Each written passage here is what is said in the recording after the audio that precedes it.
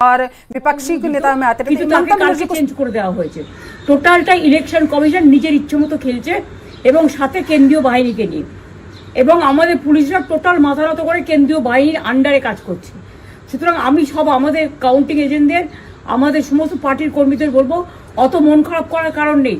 আমি বলেছিলাম সূর্যাস্তের পরে আপনারা জিতবেন। 3 রাউন্ড 4 রাউন্ড কাউন্ট হলেও এটা 14 রাউন্ড থেকে 18 রাউন্ড কাউন্ট হয়, তখন আপনারা জিতবেন। Wait and see, watch. আমরা সবাই আপনাদের সাথে আছি, আপনারা কেউ ভয় পাবেন না, নিশ্চিন্তে থাকুন, আমরা বাঘের বাচ্চার মতো লড়াই করে যাব।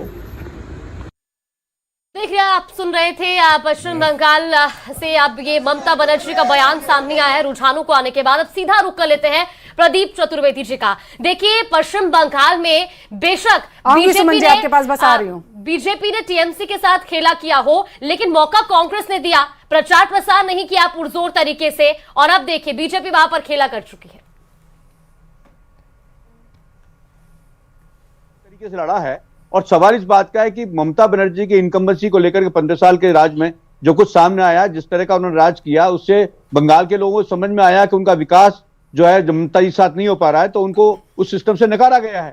तो सवाल इसी बात का है। लेकिन हमारा फिर भी ये मानना है कि हमने पहले भी कहा और अब फिर कहते हैं कि केंद्रीय एजेंसियों के माध्यम से इस सिस्टम को कब्जा करने का प्रयास भाजपा ने किया है। लेकिन इसके साथ साथ ही ममता जी की इनकम्बेंसी का जो फैक्टर है वो महिलाओं के माध्यम से भी नकारा गया है। तो हमारा मानना है कि हमको भी अपनी आने वाले समय में अपनी जो नीति है और अपनी जो प्राथमिकता है वो निश्चित तौर पर क्षेत्रीय आधार पर चुनाव प्रचार पर, आपके कार्यक्रम पर कब्जा थोड़ी ना किया था। हर चीज पर ठीकरा उन पर फोड़ देना, ये कहां तक सही है? देश की जनता भी देख रही है। मैं कह रहा हूं ना, सुमन जी, कुछ कहना चाहते हैं? एक बार उनका रुख कर लेते हैं। कर रहा हूं कि हमें अपनी नीतियों और हमारे कार्यक्रम क्या कहना चाहते हैं? चतुर्वेदी जी, चतुर्वेदी जी, नकारा है और हमको लोगों से सहयोग नहीं मिला है, तो हमें इन सारी चीजों को मद्देनजर विचार करना होगा।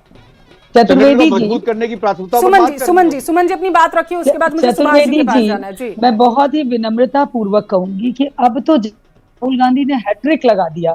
आप लोग इस परिवारवाद को लेके जिस तरह से देश से कांग्रेस को खत्म कर रहे हैं, हमें भी सिंपैथी है, क्योंकि इतनी बड़ी पार्टी ऐसे खत्म हो रही है तो ये देश के स्वाभाविक रूप से सबको पीड़ा होती है जो बरसों बरसों तक देश में राज्य की है। लेकिन एक बात कहना चाहूंगी,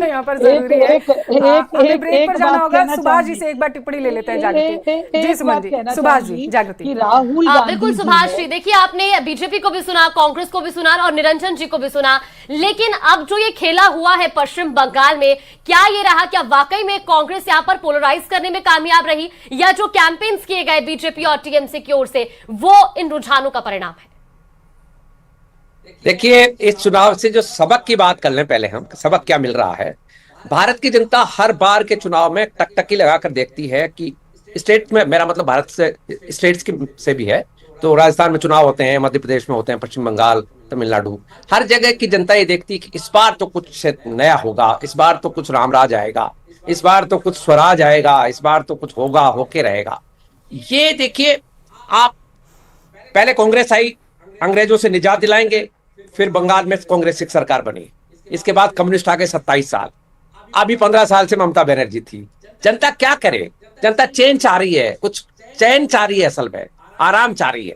तमिलनाडु में आप देखिए जरा, एक्टर विजय आता है और छा जाता है, सरकार बनाने की दहलीज पर खड़ा हुआ आदमी है। क्यों है ये ऐसा? ऐसा इसलिए है कि ये सरकारें अपने वादे पूरे नहीं करती हैं, ये ब्लफबाजी करती हैं, ढोल पीटती हैं, विकास के नाम पर जनता को बेवकूफ बनाया जाता है। एक आदमी दिख रहा है इस वक्त पूरे भारत में, यदि हम असम की बात करें, जिसके ऊपर जनता ने